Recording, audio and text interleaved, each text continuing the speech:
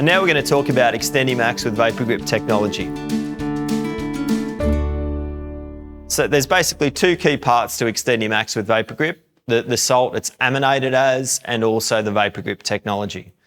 So here we've got a graph of relative volatility of a DMA dicamba versus XtendiMax. And we're showing that the XtendiMax has 1 to 2% of the volatility of a DMA dicamba. We've used a DMA dicamba here because that's the typical commercial product here in Australia, approximately 60 to 70% of the Australian commercial market. So the key differences with XtendiMax are that it's formulated as an MEA salt versus the DMA dicamba, and that gives it a much lower volatility profile, and then also the VapourGrip technology. VapourGrip works by the fact that it's potassium acetate and it's a stronger base than dicamba, so in solution it will preferentially bind with the H+ protons and thereby preventing dicamba forming the more volatile dicamba acid.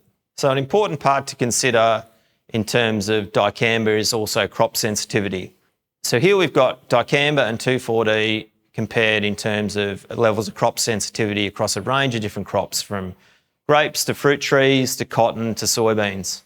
We've put 2,4-D here because this gives a good context for the Australian market. 2,4-D is a very common product here in Australia, especially over that summer, typical cotton growing period of the season. So here we show levels of sensitivity that are really based off leaf symptomology and really showing any level of leaf symptomology at very minor levels. And dicamba symptomology is typically a very clear leaf cupping effect, and that's very clear in crops such as grapes as well. On this table, we're showing levels of sensitivity from 1/75 to 1/800. So crops like soybeans, for example, are very sensitive to dicamba.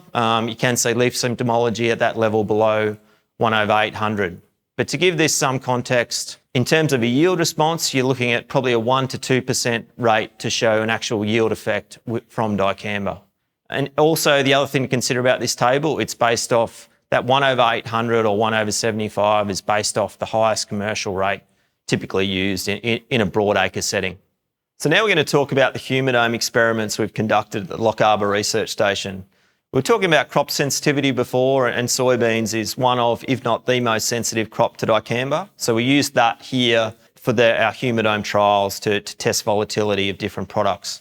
Soybeans obviously is a relatively small crop in Australia, but it is grown in a commercial setting as well.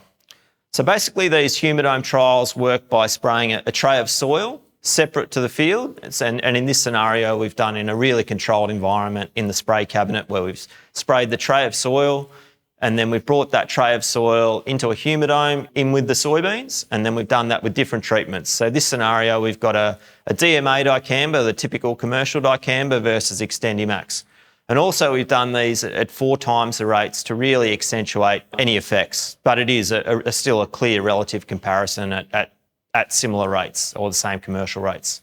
And here we see the DMA dicamba having clear leaf symptomology, showing that volatile effect, that clear leaf cupping effect, and we're really seeing no effect at all with the XtendiMax, really highlighting that benefit of XtendiMax and the VapourGrip technology.